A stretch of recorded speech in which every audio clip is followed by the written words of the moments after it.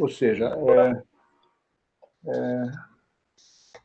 I like, on behalf of Gesel, the study group of Brazilian electrical sector, to welcome everybody in this webinar. This is the first webinar that Gesel is developing together with CIGRE, and it's a very important, I'd say, a very important opportunity for ourselves of joining effort with such a prestigious entity like CIGRE. Lohane should be addressing this welcome to you, but I think she had some problems with internet in her house. So I very quickly I will pass the floor for Mr. Iony Siqueira that will manage this webinar. Just pointing out the presence of our Professor Victor, that is a very important, let's say,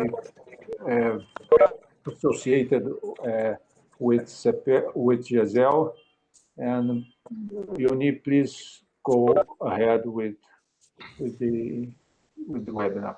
Thank you. Okay, thank you, Mauricio. It is a great pleasure to participate in this webinar about regulatory framework for cybersecurity in the electricity sector. On behalf of CIGRE Brasil, I'd like to thank Gesel for this partnership. This is also the first webinar of CIGRE Brasil about cybersecurity, at least at the international level. And we have four important persons that will have the contribution during this webinar. The topic of regulatory framework, of course, is a very recent and important topic to be discussed worldwide. In many countries, this topic is being discussed by the regulating agencies and also by utilities.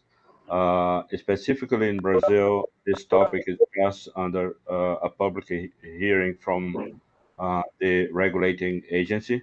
So it's a very actual topic to be discussed. In particular, Gesel, which is a major Brazilian research group from the Economics Institute of Federal University of Rio de Janeiro, is a leading research center in this topic in Brazil. And also, CIGRE has many initiatives in this aspect. Specifically in Brazil, we have a working group of CIGRE Brasil that is discussing this topic, and this is just ready to publish a national brochure on this topic.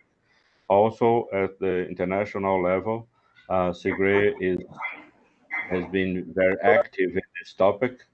Specifically, Dr. Giovanna Dondossola is the leader of one strategic advisor group about this topic.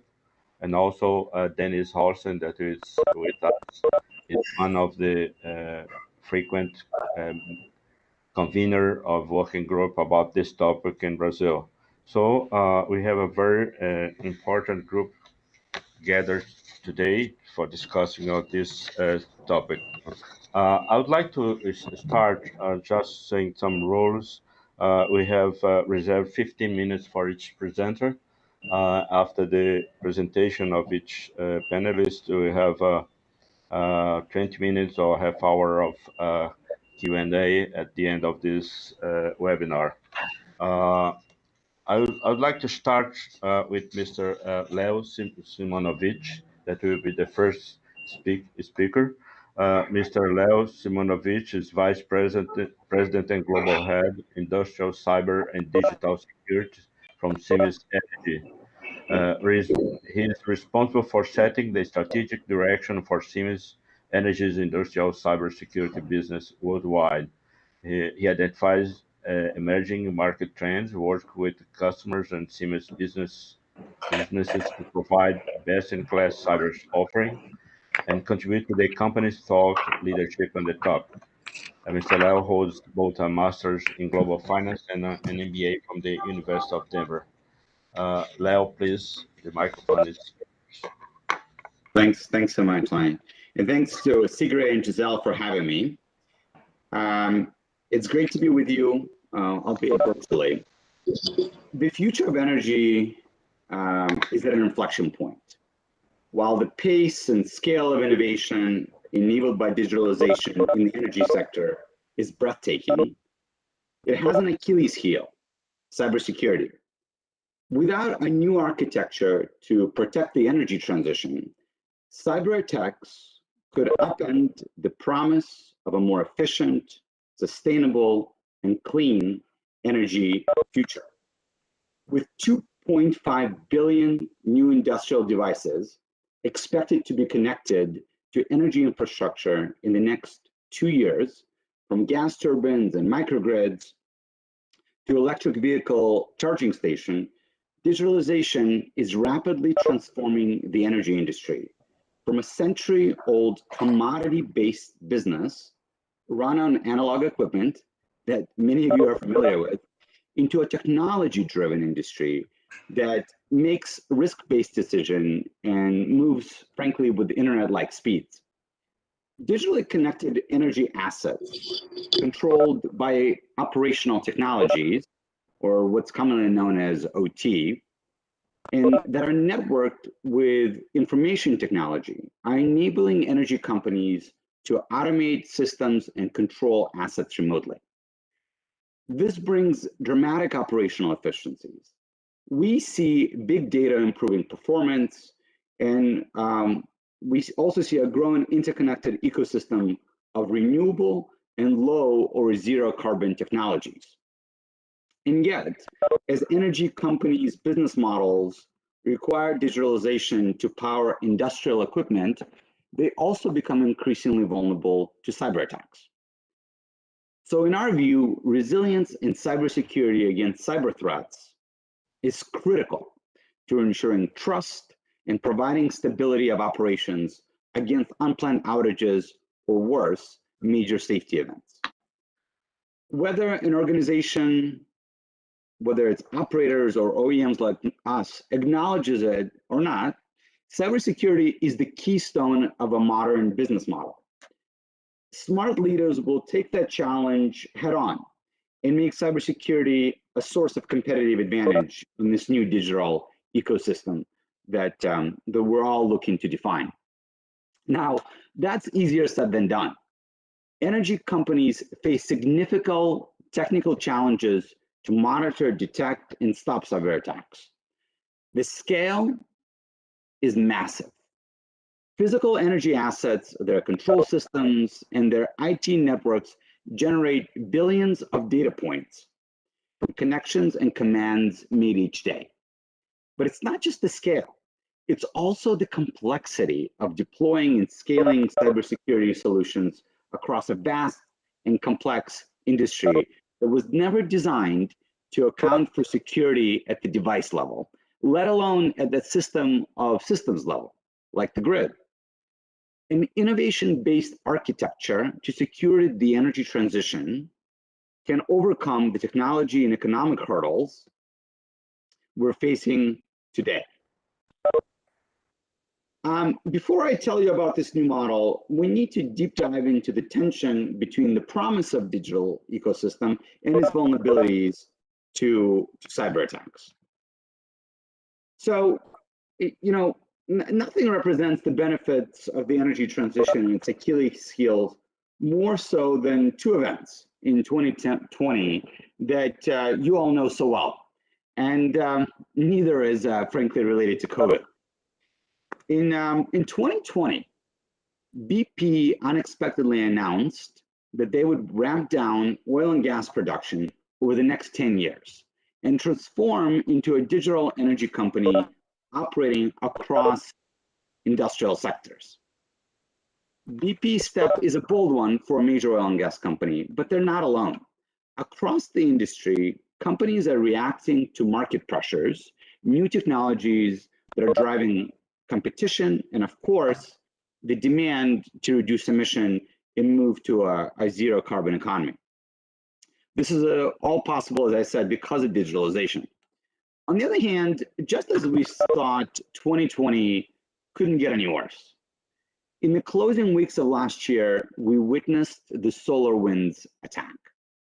While this was not an attack on the energy equipment per se, the attack is the latest glaring example of malicious actors deliberately targeting public and private sector energy and critical infrastructure with sophisticated attacks.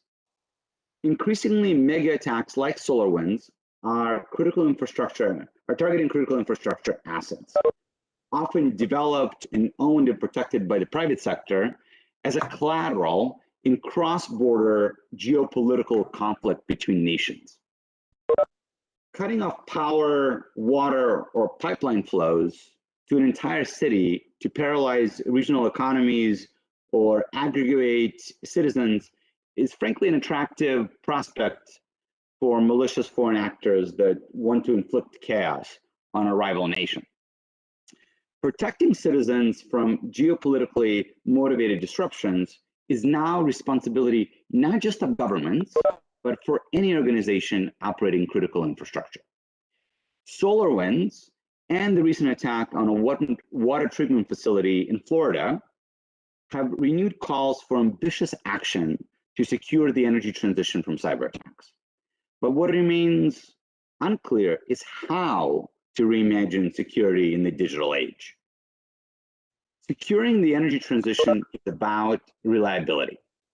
The industry needs to apply the same attention historically focused on ensuring reliable and affordable delivery of energy to a new task: protecting complex networks of OT assets vulnerable to cyber attacks.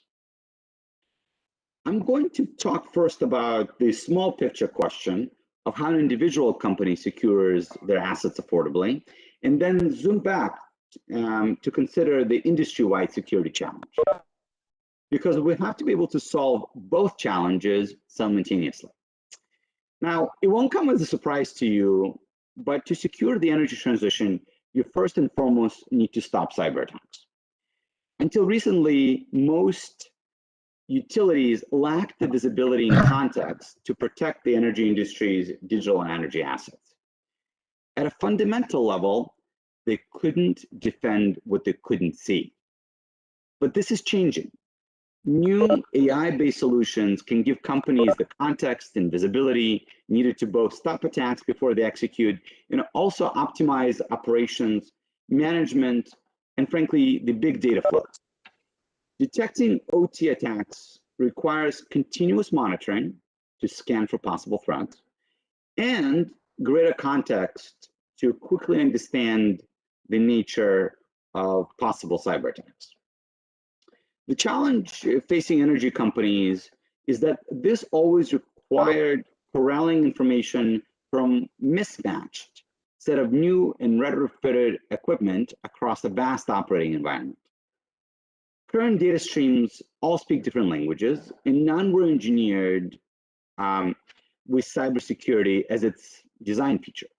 So identifying and contextualizing cyber threats is an impossible task to perform for a single human being. Every work site is uniquely configured. The volume of data produced each minute can't be solved with manpower alone. And so we at Siemens Energy, we've been working on this problem for the last 30 years.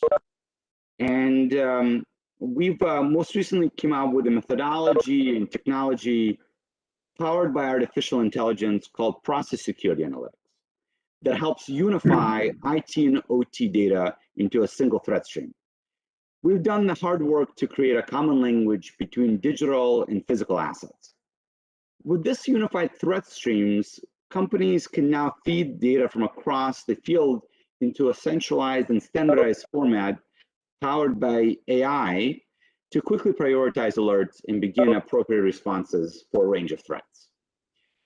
This methodology sits at the heart of our new service called Managed Detection and Response, powered by EOS, our monitoring platform.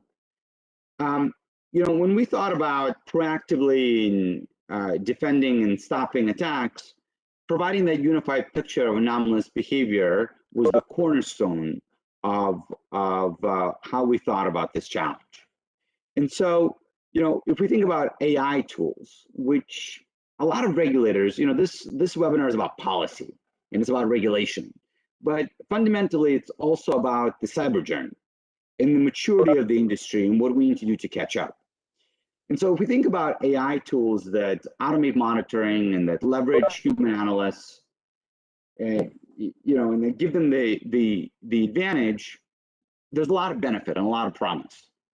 Machine learning allows algorithms to differentiate between normal operations and warning signs that an attack is in an early stage. So, if you think about smarter alerts and automations that free up analysts to investigate anomalies and assess the likely intent of attacks, it's all about understanding how attackers can cascade through the system. And so creating models, digital models of those systems is pretty important, right? And so this is the kind of work that we've done to help create these models, do the simulations, and then detect attacks between the physical world and the digital world. And we thought about, well, how do you solve this problem, not just for big companies that have ample budgets, but how do you do it for majority of the industry? And this is where making OT cybersecurity affordable, and regulators really need to think about this, right? When they're prescribing regulation is not just about maturity, but also about affordability. And so making it affordable means creating leverage models that work. And we need to do this for a very important reason. And that is that mid-sized companies and small companies can become the weakest link in critical infrastructure networks. This is especially true in power systems, where the grid is interconnected. So shoring up those potential weak links improves reliability for all of those that are networked together in the energy system. So while some large energy companies have the balance sheets to undertake the adoption of novel technologies and innovate security programs, most asset owners lack the funding and expertise to secure their operations affordably. And the result that I think we're all feeling acutely is the big gap between cyber capabilities of a large operator and the small and medium-sized companies that share or connect to the same infrastructure and supply chains.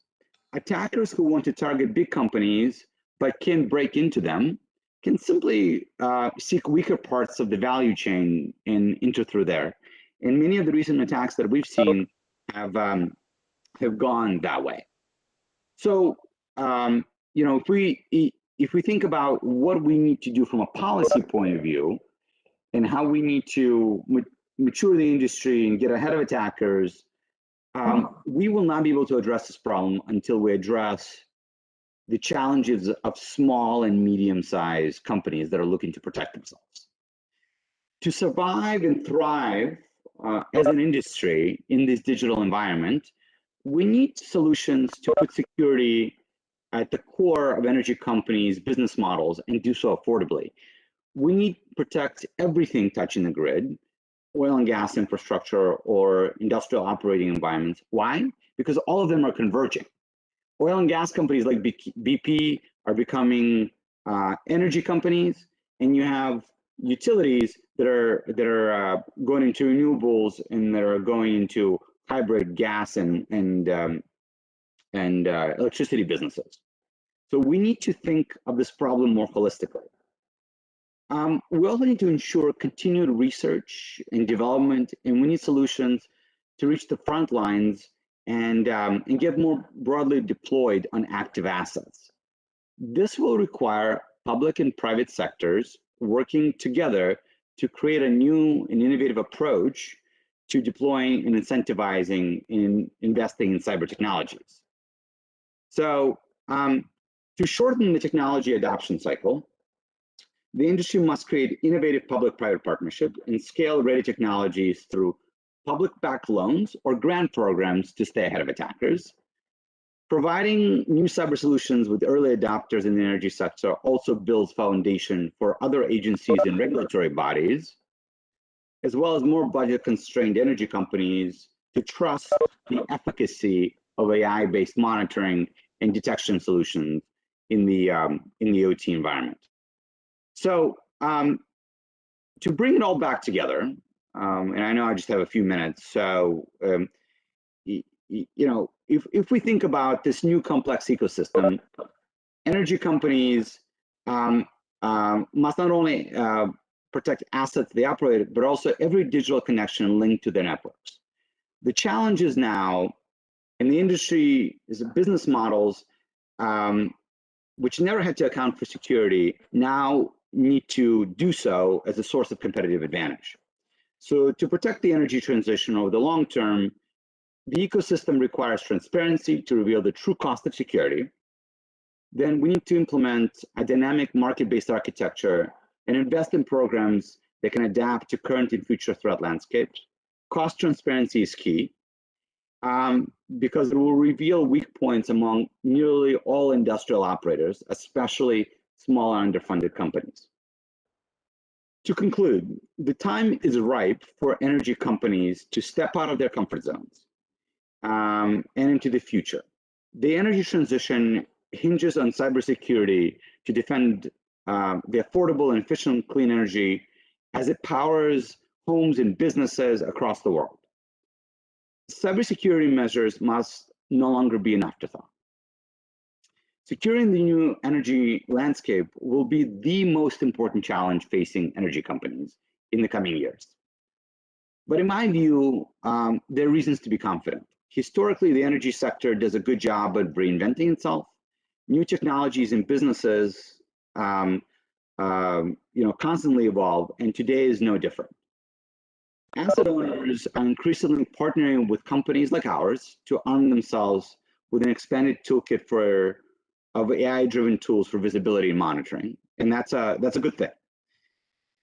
But we must also work together to create an innovative base architecture that can help energy companies invest in those new technologies, and as importantly, sustain cyber programs that are just as sophisticated as the digital energy ecosystem that they aim to protect. Thank you, and back to you, Lonnie.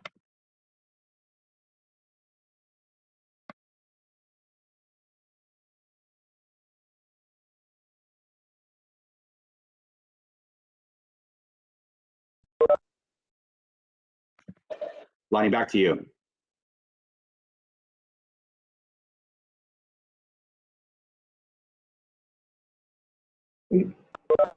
Iony, abre o teu microfone, por favor. Sorry, my microphone was turned off. Thank you, Leo, for this very interesting introduction. It was a very good presentation about the complexity and of the topic you were addressing, and also the challenges that we're facing in the utilities and the electric sector, but also showing many solutions and projects that are underway to solve this huge problem that we're facing. The next speaker, I would like to invite Mr. Dennis Holstein from US. Dennis is a subject matter expert specializing in security for intelligent automation systems. He's a frequent convener of CIGRE and IEEE working group on cybersecurity, where he used a combination of system engineering and software system tools to develop static and dynamic models of the behavior of complex systems and situations. Dennis is also the co-inventor of a US patent on automated set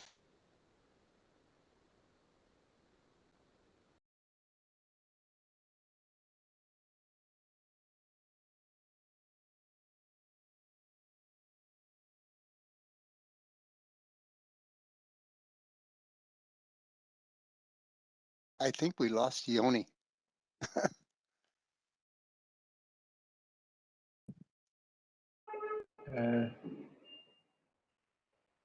Mr. Dennis, please go ahead. I think we'll get Iony back as soon as possible.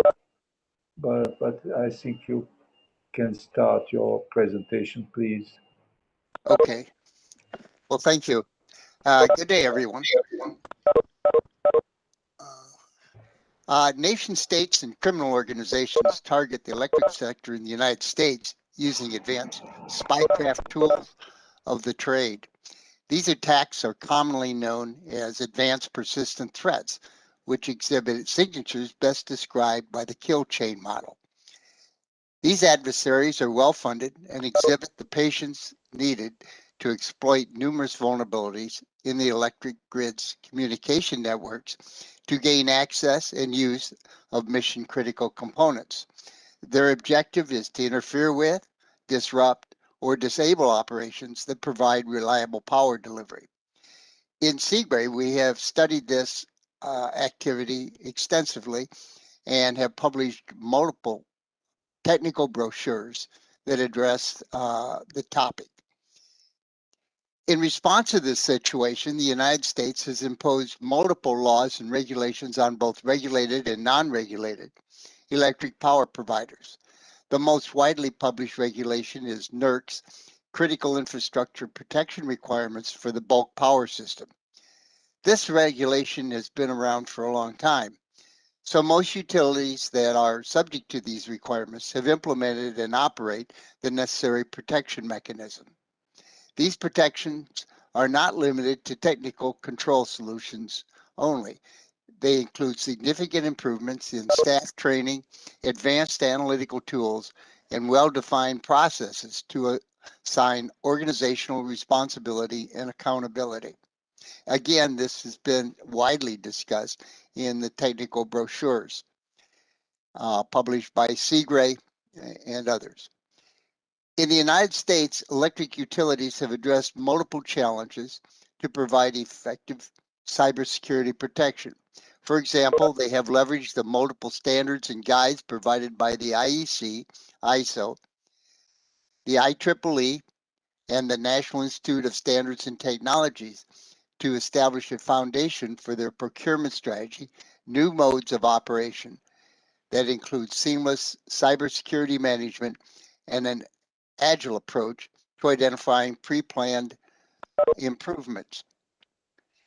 Currently, the hot topics that need attention include how best to improve the collaboration between IT and OT subject matter experts, issues with supply chain vulnerabilities, and the lack of understandable metrics to assess the effectiveness of their solutions for staff training, organization, processes, and technical controls. In CIGRE, we have coming to a conclusion, Working Group D250, which is focused their attention on what to do in a contingency operation where we're trying to recover the system. How do we address the cybersecurity override requirements? How do we reconstitute the system and then return all the and push out all the needed cybersecurity permission requirements that are usually contained in these digital certificates? And how do we do that effectively in terms of using emergency communication systems as well as the normal communication systems when they become available? This work is in the final stage of completion. It will be completed and probably published by the end of this year. There is a new working group that has been approved by the study committee and is waiting approval by the technical committee that will address the requirements from a regulatory point of view. This is, when it becomes approved, will operate under D254. That's the working group designation. That I'm expecting that working group to start probably in late June or early July. And we're simply waiting now for the technical committee to approve the terms of reference. And we're also would like to finish up our D250 report before we embark on this new activity. So the point is that there are many opportunities within CIGRE, both within D2, which is information systems, and telecommunications, which includes cybersecurity, as well as in B5, which is automated protection and control systems. We either have joint working groups between those two particular study committees, or in some cases, we just rely on common membership. That's probably the most frequent approach that we use, is common membership. And it's worked quite successfully. Fortunately, in our CIGRE working group, we have the ability to improve our collaboration using a knowledge-based management system that is provided by CIGRE, and that's worked quite successfully. We have accelerated our development of these technical brochures from, say, 4 or 5 years in the making to, in some cases, about 2 years, and that's a significant improvement. So a lot of this information that I've described is in those technical brochures, and I welcome everyone to gain access to them. They're free to members of CIGRE, and there's just simply a small charge for those that are not members. So with that, I'll return the phone over to Iony if he's back on. Is Iony back on? Iony, you got to take yourself off of mute. Yes, thank you, Dennis. I'm sorry for the short interruption of my audio. Thank you, Dennis, for this overview, mainly from the initiatives from CIGRE. CIGRE has many working group and products on this topic, and Dennis has been one leader of many of these working group and brochures published by CIGRE. We now move on to the next speaker, Dr. Giovanna Dondossola. She is currently leading scientist at the Transmission and Distribution Technologies Department of RSE in Italy, where she technically leads a national and European research project on the evolution of cyber risks in the smart grid communication. She is an active member of CIGRE working group on cybersecurity, where she is the chair of the advisor group D202 on cybersecurity. I'm proudly a member of this group. Giovanna holds also an MSc degree in information science and a PhD in philosophy from the University of Milan. Giovanna, please. Can you hear me, and can also see my presentation? Yes, please go ahead. Okay, thank you. So thank you for your kind invitation and to this well-stated initiative, let me say, because it's on the top of the head also here in Europe. The task for today, for what I have been asked to present, is related to give you a flavor of the status of the regulatory frameworks for cybersecurity in the energy sector here in Europe. So my main goal is just to present the key steps that has been already developed here in Europe in terms of establishing such kind of regulation. If you see, we can start as a first very cornerstone of our European regulation is set up by the so-called Nis Directive that has been issued in 2016 from the European Council, and it is related to network and information system security. in particular, he required that within November 2018, each member state in Europe had to identify operators of essential services at the first stage. So they are all the operators managing the critical sectors that you see here in the slides. So they have identified 7 different sectors. Energy is on the top, followed by transport, banking, financial market, health, drinking water, and digital infrastructure. So the main point is, in order to identify such operators, it is essential, of course, to establish the criteria for this identification. And the criteria are basically the one related to the maintenance of critical societal and economic activities, the fact that the services provided by such operators depends on network and information systems, and from the awareness that an incident on such digital infrastructure would have a significant disruptive effect on the provision of the essential service. So in order to define in each member state what is a disruptive effect, actually, they have identified different factors influencing the evaluation of the effect. And these are related to the number of users that are relying on the service, the dependency of the service from other sectors that are critical in their turn. And what is the impact? So to quantify the impact in terms of degree and duration on the economic and societal activities. What is the market share of the entity, and what is the geographical spread in regard to the area that is served by the operator? And finally, the importance of the operator for maintaining a sufficient level of the service, considering the different kind of alternative means to provide the same service. So these are the key points that are related to that are stated in the Nis Directive.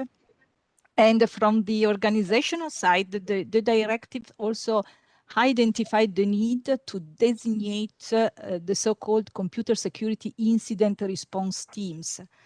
So there is also an organizational issues, and each member state has to somehow report the different kind of information on the incident they have been affected to such entity that is responsible at a national level for the risk and incident handling.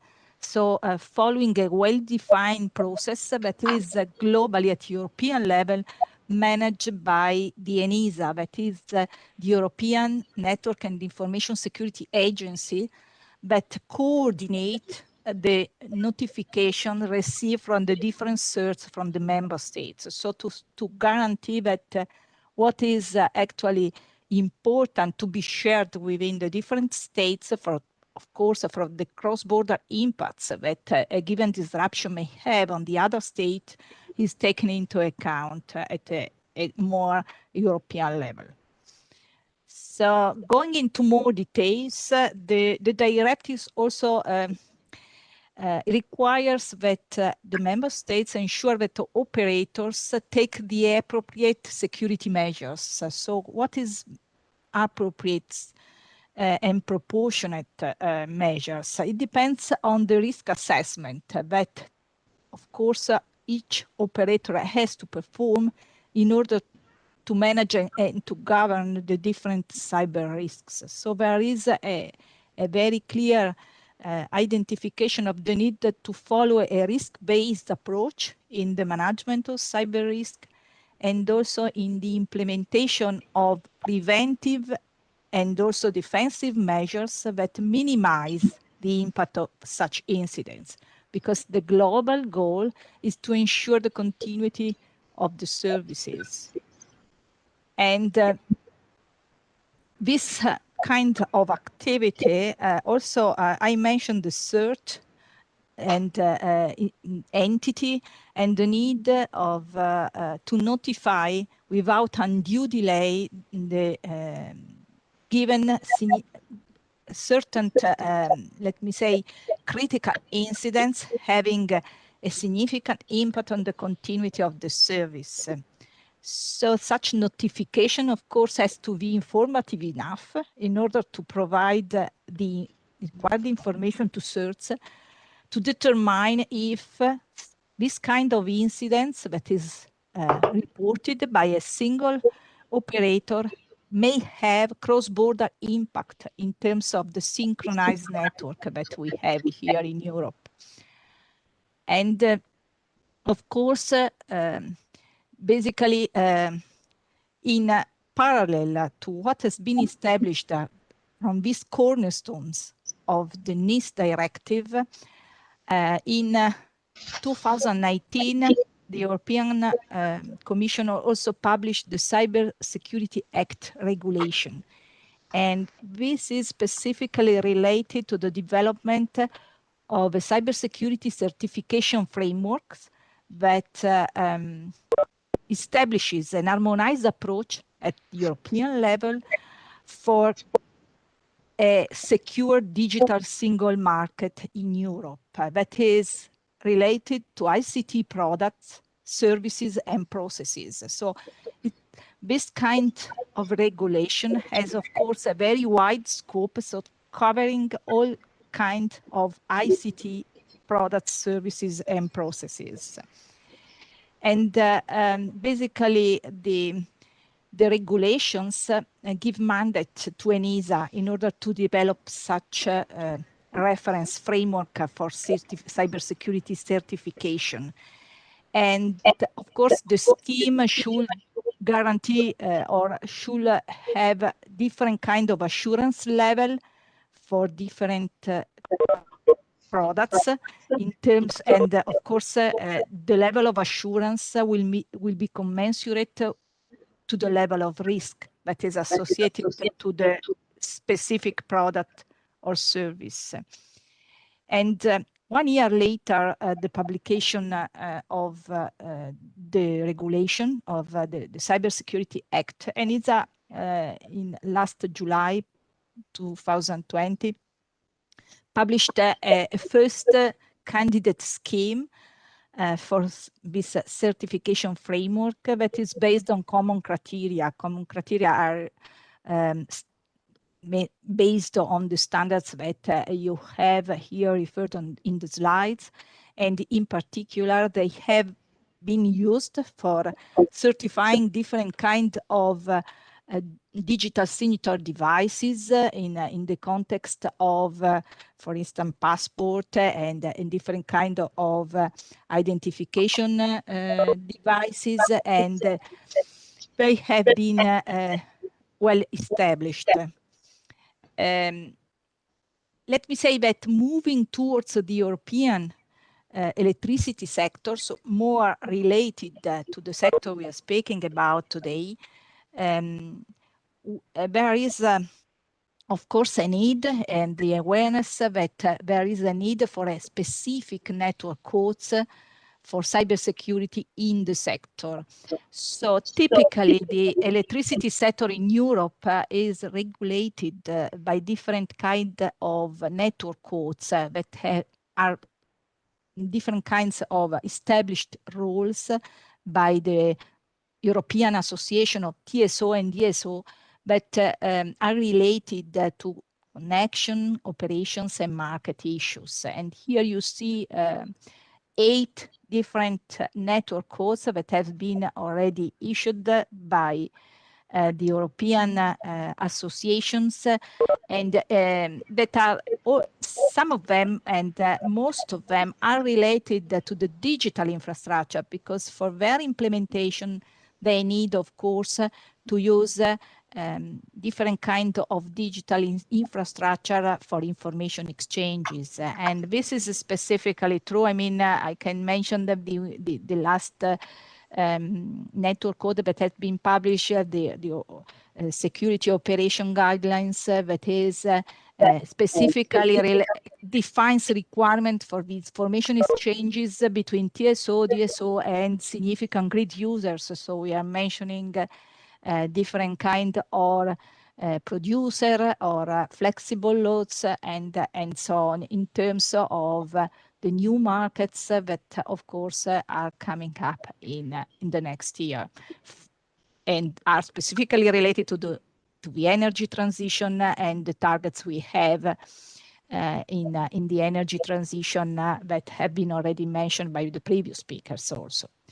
So here, in terms of the network code for cybersecurity in the energy sector, very recently in October 2020, we had a drafting team that has been composed by representatives from the European DSO and TSO that basically established some recommendations for the development of this network code that will formally start in the next semester this year in 2021.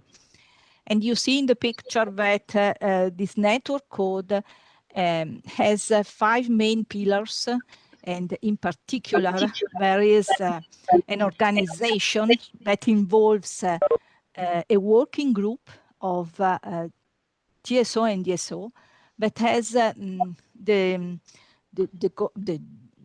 task of establishing the cross-border cyber risks, so to analyze which are such cross-border cyber risks and to define a minimum level of security that and the minimum set of security controls and requirements that have to be implemented by all the operators that are managing the critical processes involved in these cross-border activities. So in principle, this working group, of course, is guarantees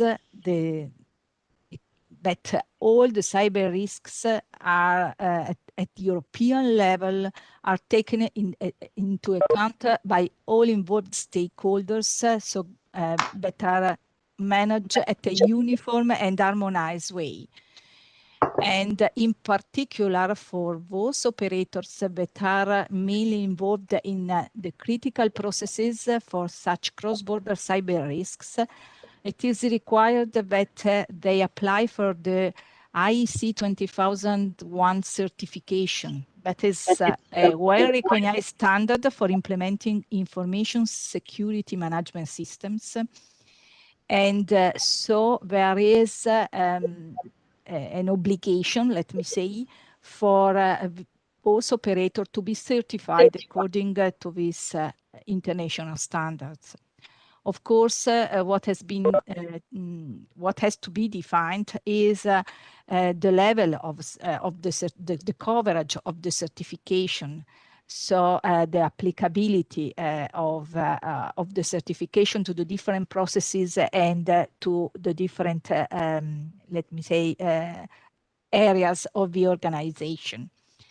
And but of course, this certification has to be guaranteed by a process. So, of course, there should be accreditation bodies, as typically in certification processes, that guarantees that both the laboratories and the bodies and the persons that make the evaluation and the certification are accredited to do that work. So to guarantees the maturity and the level of the certification achieved by the certified DSO and TSO information management systems. And the other key cornerstone of the network code is the set of common security controls that has to be guaranteed by all the stakeholders involved. And the identification of these security controls is mainly performed at the first stage by the TSO-DSO working group defined and supervising all the implementation of the network code, according, of course, to the identified risks and the new coming risks. And they are based on a set of reference standards that are also mentioned in the slides, of course, so that they can be very specific in terms of how the security requirements have to be addressed and by the security controls. And they establish also requirements from system integrators and vendors. And these are very key points in terms of guarantee the level of security that is required also for those stakeholders that are not big enough. As Leo said, we have a picture that is actually is participated by different sites of operators. And so the support from, of course, from such kind of guidelines and network codes for system integrators and vendors is definitely a support for those that are, for those operators that are not, let me say, already organized for having an appropriate information security management system in place in their organization for obvious reasons. And I believe that in the end, we have also the need, you see here, of a product assurance schemes. This part is specifically related to the certification issues that we have already introduced from the Cybersecurity Act. But what the working group, the drafting team recognized is that we need to have, let me say, a specific product assurance schemes for the energy sector that is appropriate for fostering innovation, because we want to avoid that such assurance schemes represent barriers for implementing the cybersecurity in the innovation that we are targeting and challenging. And so I think this has, they have identified that this part has to be developed as a specific scheme for the sector, let me say, and of course in alignment with what will be produced for the wider scope they have from ENISA and from the working group in charge of developing the European general scheme for certification. And finally, we have the fifth pillar in the network code is represented by the development of an organization for the sharing of technical information.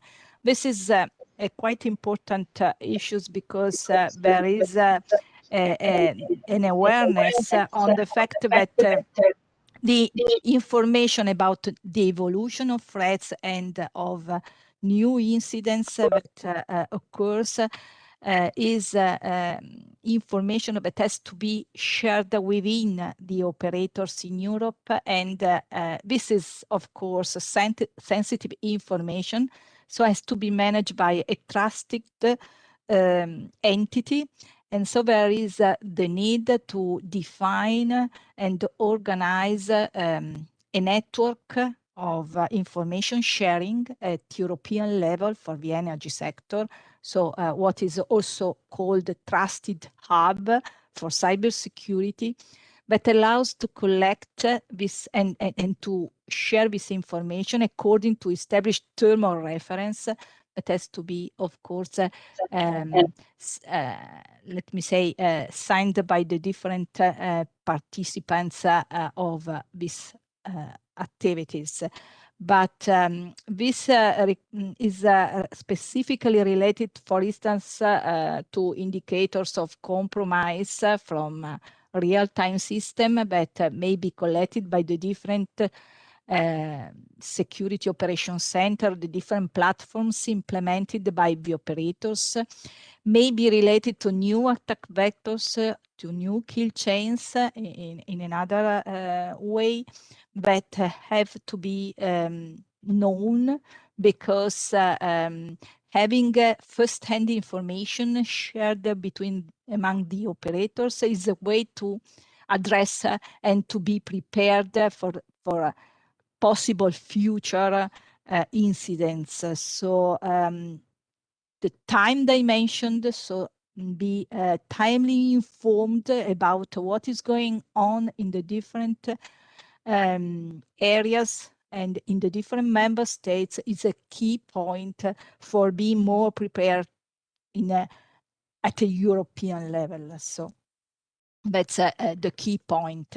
And again, here you can find the different references to the directives and the reports I mentioned that are, in my view, the key documents that have been produced and that represents the current picture of the regulation in Europe for cybersecurity in the energy sector. And I think if you have questions, of course, I'm available to answer. Thank you for your attention. Thank you, Giovanna, for this very important and interesting overview of the European regulation and situation about cybersecurity. I particularly like the emphasis on the certification, obligation, and recommendation, and also European experience is very important, mainly for Brazil and many other countries, due to the cross-nation issues that we address, that it's very specific to Europe, but it's an example of the kind of challenge that we face in the future in Latin America and other continents. Thank you for this interesting presentation. I'd like to remind the audience that also you can submit questions using the chat tool so please feel free to submit a question to any of the speakers or to all of them, and we will get them at the end of this this webinar.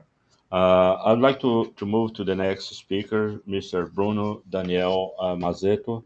Bruno is a regulatory specialist at the ANEEL, the Brazilian regulating agency, where he works in power transmission regulation, being responsible for cybersecurity in the Brazilian power system, which includes generation, transmission, distribution, the system operator, and wholesale electricity. Bruno holds a master's degree in mathematics and also an double engineering degree from University of São Paulo and École Centrale de Paris. Please, Bruno. Good day. I will also have a presentation. And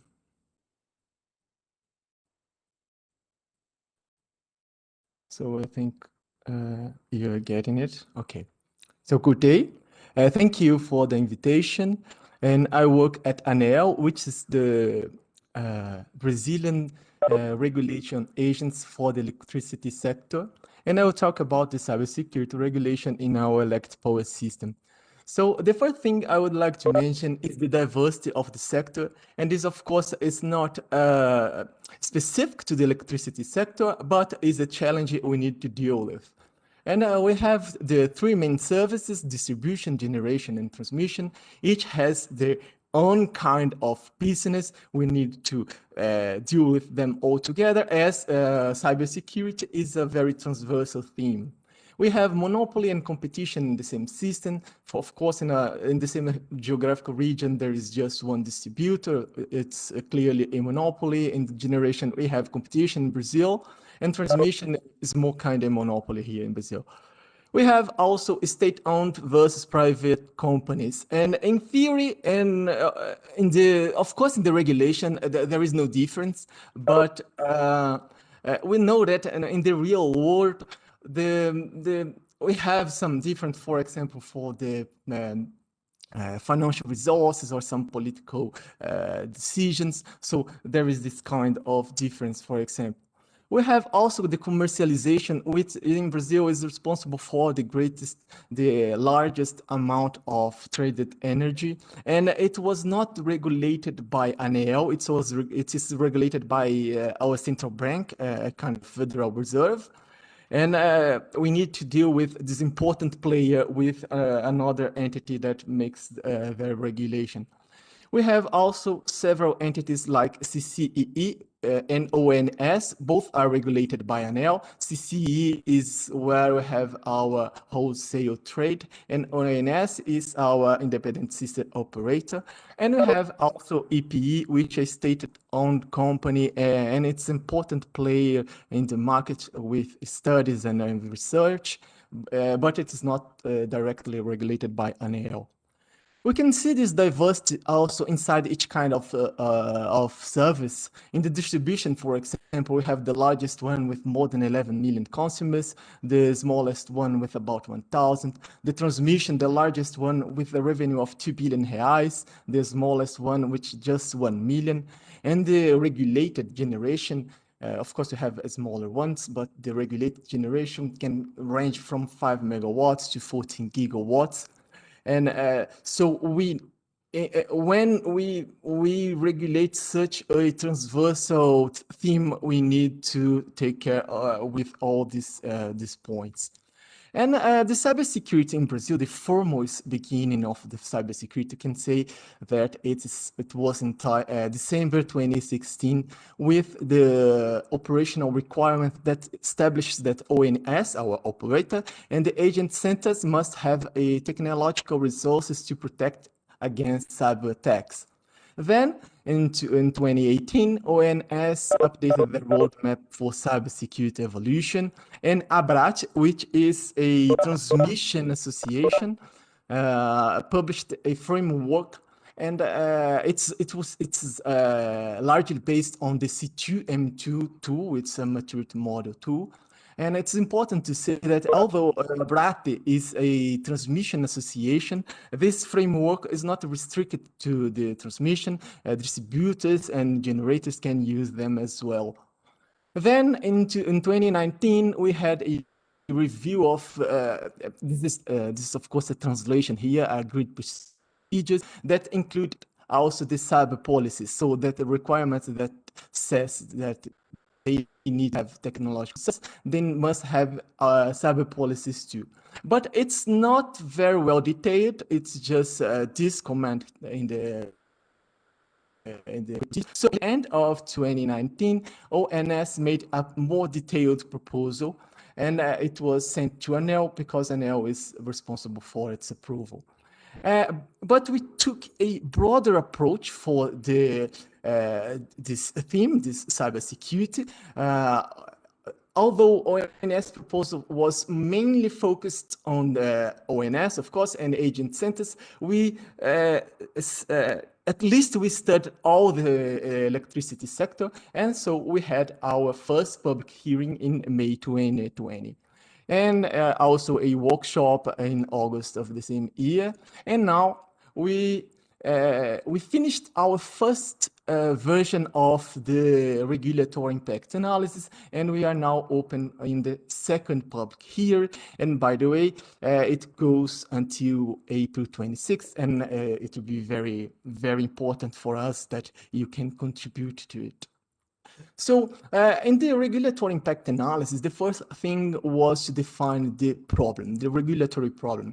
It was defined as a risk of cybersecurity incident. So as it is a risk, we will see that this has some consequences. We'll see it later in the study. And the causes for this risk are malicious and cybercriminal agents, it's known as the hackers and crackers. We have the lack of adequate security, the connectivity, which of course is desirable, it's natural from the technical evolution, and we have lack of specialized human resources, mainly in the cybersecurity for operational technology. And the consequences are the first one that comes to mind is the supply disruption. This is a very huge impact, but fortunately in Brazil, this is not the most common one. We can have also the inability to carry out technical, commercial, or billing operations. And the most common one in Brazil, at least until now, is, and I think is for the rest of the world too, is the data loss. The next step was to define the general objective, which was to minimize the impacts of cybersecurity incidents. And see that we didn't define it, for example, as to eliminate those incidents. We know that this is not practical. What we expect from our electrical system is to be more resilient, more prepared for these attacks, these incidents, and have so these minimum impacts. And for specific objectives, we must implement cybersecurity policies. We want to encourage information sharing. And this, either if we talk with international or national specialists, they say that this is very important to deal with this threat. But it also is very sensitive as it can jeopardize companies' privacy, for example. So this we need to take special care with this information sharing. We want to promote the management, assessment, and treatment of cybersecurity risks. We want to accomplish cybersecurity maturity with, for example, the Abrati framework or other tool like DOM2. We want to adopt segmentation policies among operating, corporate, and other relevant networks. This is known as the segmentation of operational technology from information technology. And we want to establish fast response procedures to contain cyber incidents. And this we can have, for example, specific teams to deal with this threat, because you know that, for example, one thing we saw in these presentations, that one thing that's very difficult, it's to detect these incidents. And so we here probably we will establish, for example, the specific teams or any other kind of fast response the players must have. And our desired goals are, we want to increase the resilience of our operator, of ONS systems and agent connected to the operator. And this is, of course, here the focus is on the ONS proposal to ANEEL. We want to maintain the continuity in the provision of services. Here, the focus is on the supply disruption. We want to improve the management of cybersecurity incidents and sharing of information about those incidents. We want to improve the governance of critical or relevant data. This is focused on the data loss, and we want the application of minimum technical cybersecurity standards. And here, as we saw in Mrs. Leo's presentation, this is very, let's say that in general, this is not 100%, but in general, the larger companies have better cybersecurity, but we need to apply this minimum technical standard to all the medium and all the small companies as well, because they, of course, they can be an issue to our grid. So we finally arrived to the alternative solutions. The first one was do not regulate. And here, when we have this alternative in mind, what we think is that our red actor regulation is enough to achieve the goals. in this alternative, of course, we don't want to diminish the importance of cybersecurity, but this is kind of a component of the quality of the service. And if this quality of the service is very well regulated, we don't need to have specific regulation to cybersecurity. The second alternative, we do not regulate as well, but here we take a more active approach. We want to guide and disseminate cybersecurity best practice to industry players. So with these forums, with these debates, we will the idea here is that the players, the companies will be more sensitive to this cybersecurity, to this theme, and they will find for themselves their best solutions for cybersecurity. And the third and fourth alternative, here we have a formal regulation. The third, we want to regulate cybersecurity policy. Here, the main focus here is on what they should do. They need to have, for example, password policy. And these policies, the cybersecurity policies, must be approved by a hierarchy of the company. So here, the focus is on what they should do. And the fourth alternative, we want to regulate more prescriptive requirements for cybersecurity. So here the focus here on how they should do. It's not enough to have password policy. You must have at least, I don't know, 12 characters. You must have log incidents for that less 90 days, for example. I think NERC has this kind of requirement. So these are our alternatives, and as we have 4 alternatives, we will need to make a choice. So as we define the problem as a risk of cybersecurity incident, here the normal criteria we utilize to make this choice, we took off the risk component and we gave it a special attention. So in the result of the risk analysis is the following. The first and second alternative was with a high impact and a high probability, with the first alternative a little bit worse. And then if we apply the third and fourth alternatives, the alternatives that have a formal regulation, we have a low impact and a low probability. So they have a better performance and they're tied in the first position here. But when we evaluate the other criteria, like implementation time, degree of effort, simplification, administrative burden, and the others, the result is a bit different, with the second and first position, then the third, the first, and finally the fourth alternative with a grade a little bit lower. So the overall analysis, when we put this risk analysis and the other criteria analysis in this decision matrix, we see that the third and fourth alternatives had the best performance in the risk analysis, but in the other criteria, the fourth alternative was in the last place. And the third, although it was not the first, it was close behind in a very good position, the second one. So this is the alternative. We want to regulate the policies, what the companies should do. This, we think, that is the alternative with the most potential to achieve our desired goals. And reminding you, this is the alternative that we put in our regulatory impact analysis, and we are now in our second public hearing that's open, and I kindly ask you to contribute to it. So I thank you very much. I pass the mic to Iony Siqueira.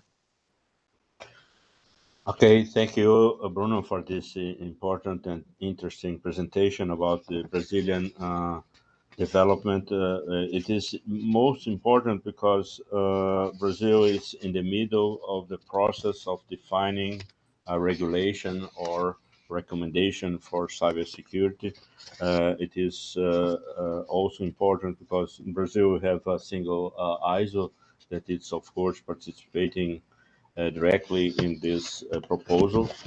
So it is interesting to get feedback for this process that is under the second hearing. Well, I think we can move to the questions that I have received in the chat. I have also 4 questions of myself that I will pose at the end of this section if there is sufficient time. So I'd like to start with the first question. It comes from Dennis Holsten, and it's related what experience of AI, artificial intelligence application, do you have for cybersecurity? I think perhaps Leo could comment on this. Of course, the other speakers could also add some comment. Leo, please. Yeah, sure. So artificial intelligence is a buzzword, and it's used quite a bit in the security space. It's something that, as the energy industry, we're actually quite familiar with, and have been using applications of AI for some time now, for the last 2 decades. What's different are 3 things. First is the application of AI to security. Second, the kind of data that we can ingest. And then third is the compute power that's available to us to operate at machine speed. What all of this means is it's very simple, that we can get faster at detecting attacks and stopping them before they execute. Now, to do this, the application of AI that we've been focused on, we're calling that process security analytics. And the whole idea is very simple, which is digital commands can have real-world consequences. So to understand those consequences, you have to look both at the physical world and the digital world together.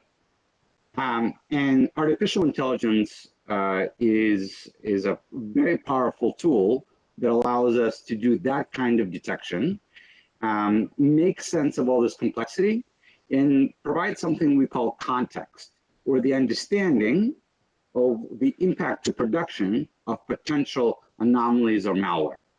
And this is the kind of application that could be really useful to operators, because not only it has 2 benefits. One is a security benefit, but second, 90% of the things that we detect using this AI-driven approach actually has operational benefits to help improve either things around maintenance or configuration, or even predictive failure. Okay, thank you, Leo. Is there any comment from Dennis, Giovanna, and Bruno about this question? I just had one comment that comes from our research activities and that confirm basically what Leo said before, because actually the issues on testing, our goal is to test a different kind of AI algorithm in their capability to perform anomaly detection. But the point is the data set that we used for testing and validating the algorithm. And this is a key point. You need to have, let me say, representative data sets of different kinds of anomalies and attack steps in order to be able to test the algorithm, the capability of the algorithm of doing the detection. So, of course, as we work in lab environments, we are speaking about simulating different kinds of scenarios that are able to generate such data sets and in order to test the algorithm. But this is typical in research activities and in lab environments where we are, just to say. Yeah, maybe just to build on what John said, the takeaway, this is about policy. And so the takeaway for us, and the way that we're thinking about this, we need to make AI-enabled defenses accessible to small and medium-sized organizations. As Bruno showed, there's a diversity of size, maturity in Brazil. So how do you make the technology accessible at scale to move it from prototype and lab environments to real world? And the way that you do that is through public-private partnerships. And a great concept for this is building centers of excellence around artificial intelligence. Thank you, Leo. I think we should move to the next question. It's specific for, I think, for Giovanna. It's from Damien Martinez. Is ISO 62443 taken in consideration in the EU regulations? It is one of the standards that is for sure in the pool of the reference standard that has to be considered, and specifically it is quite good for speaking about the cybersecurity of the development process. So we are speaking about, of course, the development processes for vendors developing software, but also for system integrators, but also for defining the foundational requirements of system and components. There are a set of requirements and the security, they define different levels of security, and these levels are also related to the, let me say, the capabilities of the attackers to overcome the vulnerabilities. So these are specifically useful for identifying the appropriate security measures for a given security integrity level. And so this is a good approach that may be applied at system level, but also at component level. And the standards has also some already defined some certification activities. So specific part of the standards may also be certified by appropriate authorities and entities. So I think it's definitely a good reference standard for the regulation we are developing. This is Dennis. Let me follow up just a little bit on that. When we talk to the regulators in one of the projects with the Black Sea countries, referring to these standards, and 62443 is just one, but almost any of these standards, they have no idea what you're talking about, because you're not speaking to them in their language. So there's a real question about the value from a regulator's point of view of simply citing standards. We've tried to address this in some of our technical reports in CIGRE, and it's a very difficult subject because most of the members in our working groups are engineers, they're not regulators. So it's difficult to translate the information so it's meaningful to a regulator. That's kind of the experience we had when we were working on the projects with the Black Sea countries. We have a similar problem when we talk to the regulators in the United States. Again, they were trying to figure out how this was meaningful in terms of what changes or incentives they should provide, what was meaningful in terms of recovering capital costs, etc.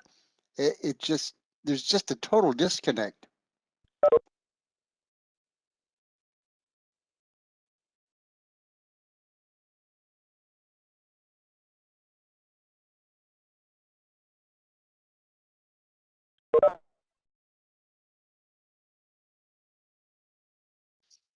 I turn it back over to Iony.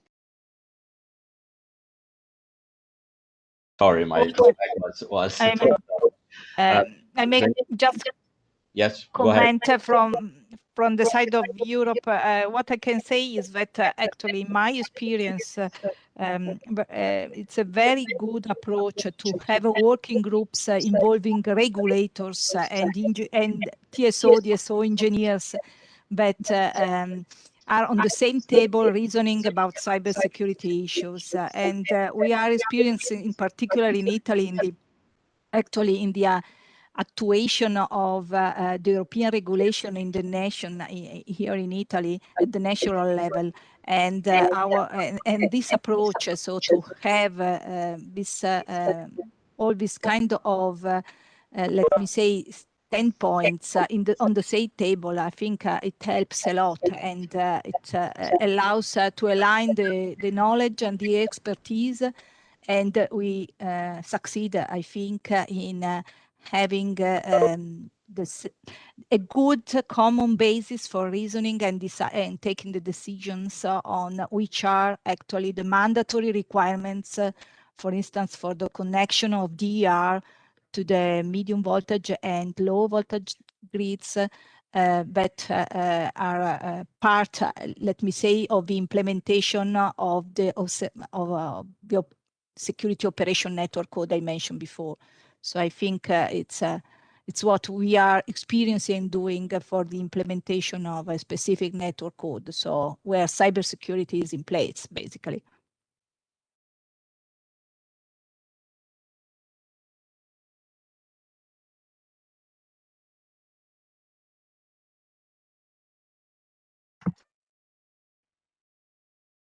Yeah, I think you're on mute. Your mic is closed.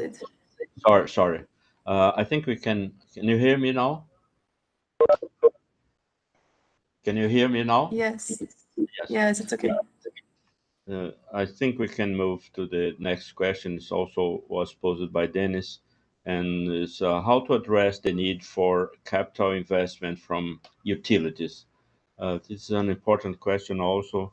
In Brazil, we have a specific situation that also it's complex, that many installations are owned by different utilities on the same installation. So how to address the governance of cybersecurity in this situation, and also how to address the capital investment needed for cybersecurity. I don't know, Dennis, could you comment on the situation in the US?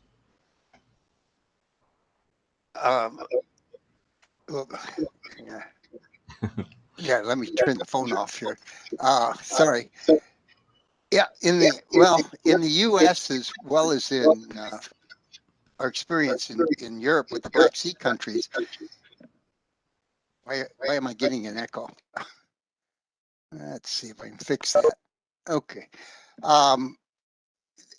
The problem is that how do you justify capital investment to a regulator? Because what you're trying to do is get them to accept the recommendation for a rate increase, and that is not easy. It has to be related somehow to the reliability of service or something like that, and that's very, very difficult to do when you have a infrequent events that occur. They just don't.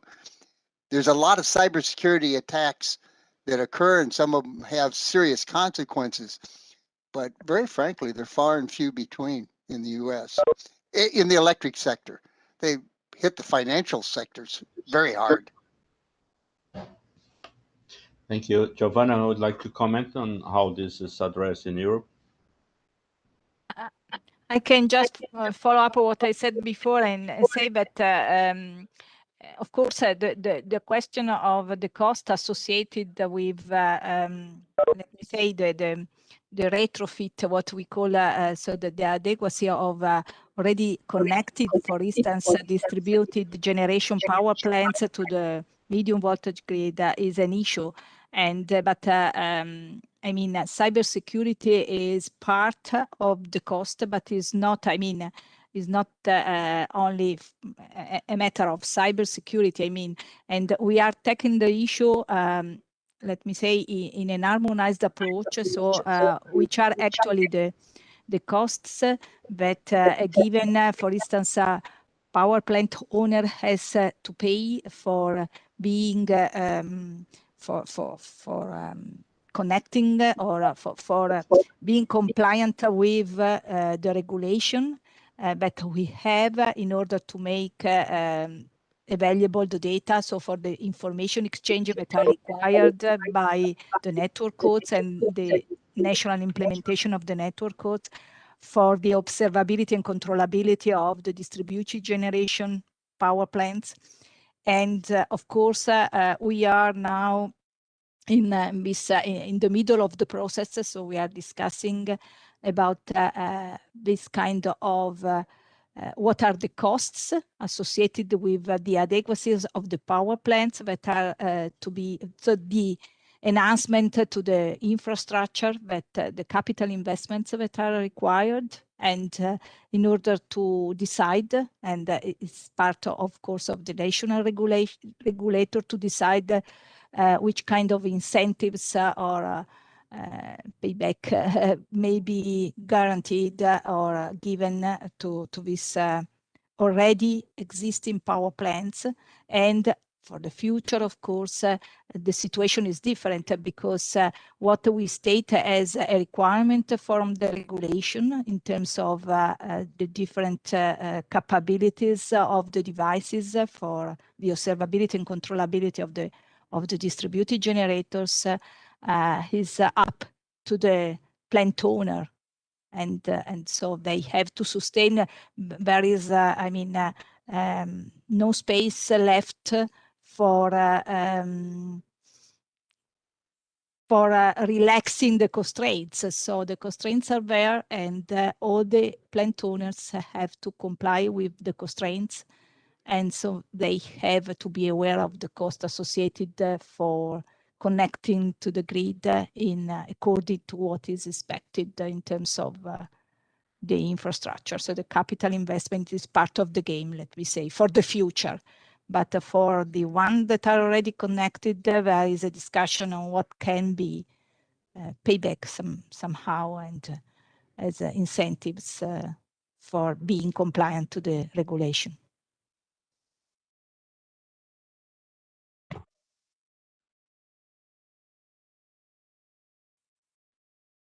You're on mute. Sorry, we are getting short of time, so I will just pose the last question. So I kindly ask you to be very short in your answers so that we can cover all the questions. The next question comes from Mauricio from Gesel. It's specific to ANEEL, to Bruno. What are the implications of the hearing that the ANEEL is conducting distribution utilities? Bruno, could you please comment? Okay, I'll try to be very short in the answer. And as I said in the beginning, with this broader approach we took in our study, we are considering the distributors as well, as we are considering actually all the electricity sector. So we kindly ask you as a distributor to respond to this public hearing, because it will be very important to define the best way of acting of the agency. I think, Bruno, you can also answer the next question from Professor Dennis and Bruno. The fact that Brazil has only one ISO, is that a facilitator for the implementation of cybersecurity regulation? I studied a little bit how United States, I think it's let's say the one that is in the most advanced regulation for cybersecurity, and I saw that for them it seems to be difficult to integrate all these operators, and they have this. I think they have levels of even for the regulatory agencies, for example, for the distribution, I saw that they didn't even have this for the distribution, because for all the distribution, I mean, of course, they can have it locally. I think, in my opinion, that in the case of Brazil, it's easier because we just have one operator, and because ANEEL concentrates all the regulation for the electricity sector. It seems to be easier, but I'm not really sure. Thank you, Bruno. I think it's the final question due to the time. I would direct it to Giovanna, please. What is the implication of the vulnerability of sharing information between utilities regarding attacks and cybersecurity issues I don't, I mean, I think the question is, has to be stated in another way. I mean, it's not an issue. Of course, we are speaking about sensitive information. So, of course, that cannot be open to the public. So there is a perfect awareness on the fact that this kind of technical sharing has to be managed in a trusted way. And the key point is to create these trusted environments that allows and where all the participants are, share also the thinking that it's important to have this kind of sharing, and so of course they are available to state according to what are the terms of reference about how to share and what is the policy established for sharing the information. So which are, of course, there is a different kind of processes in act, sanitizing the information, avoiding to knowing what has been the real impact. So what is shared is what can be shared, but is taken, let me say, protected in a trusted environment. That's the philosophy, and that's the only way to go for establishing such kind of information sharing community. Thank you, Giovanna. I think we Welcome. have finished all the questions. I don't know if any of the speakers have any final comment about any topic that we addressed before we sojourn. So I have one actually. Sorry, yeah. about this information sharing. I read something about a document from NERC and NIST, and this privacy problem in. I would like, if you know more about this. It seems that as it is, this privacy problem for the companies is a very delicate issue. It seems that. How can we make the companies to be more sensitive to this tool? Because they could say that they will have this information sharing, but then the companies simply don't comply to it or don't share the information. I mean, this is I'd like to know. According to what is going on within the working group I mentioned, that is preparing the way for the developing the network codes, they are, as I said, creating such trustness between participants, and this is the only way to do that. I mean, all the key participants has to be convinced and has to be part of the game, and this is done by involving them in the preparation of the network codes, by interviews, by getting them involved actively in the development of the network codes. That's basically the idea. So that I mentioned the fact that the implementation of the network codes will be driven by a working group of representatives, DSO and TSOs, and this is, of course, a first core of operators that, but of course, that will be extended also to all the needed stakeholders.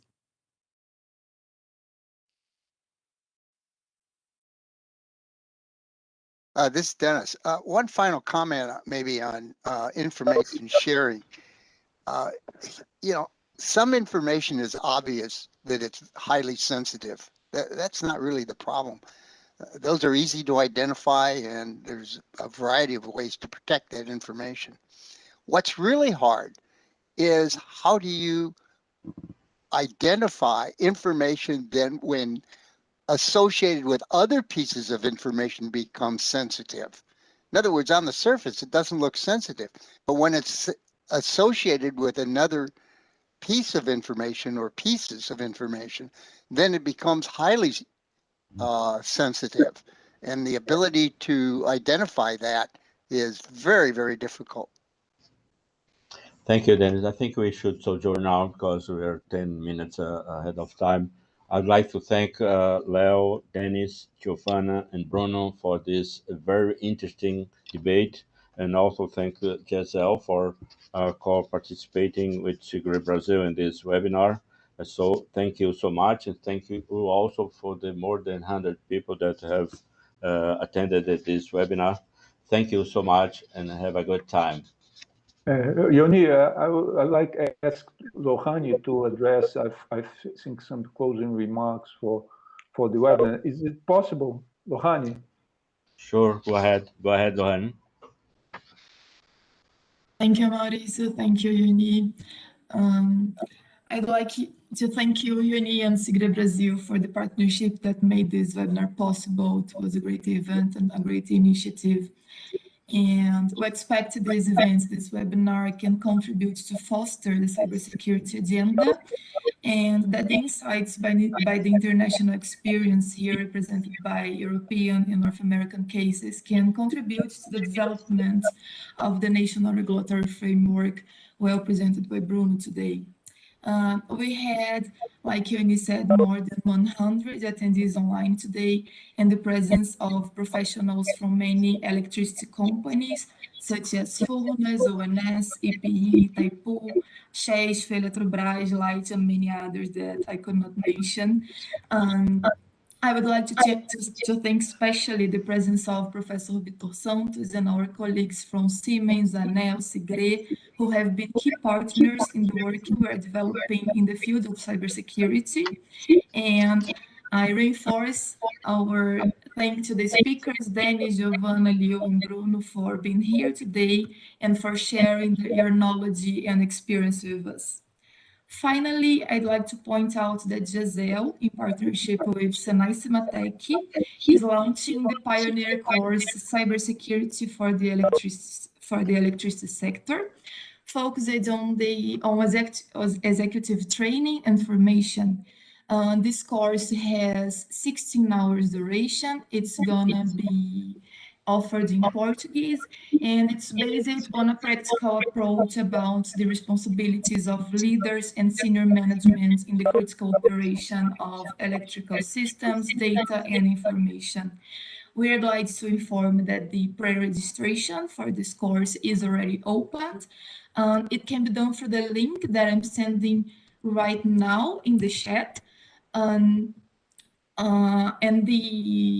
You can make the registration, and you can find more details about the course in this link that is also going to be sent through email. So I think today or tomorrow you're going to receive this link and more information and details about this course. So thank you everybody for being here. Thank you, Iony, and thank you the speakers. Now I finish, I close. I think it's okay. You can close this webinar. Okay, thank you all. Okay, thank Thank you. you. Bye-bye. Thank you. Bye. Bye. Bye. Thank you. See you. Bye-bye. Thank you.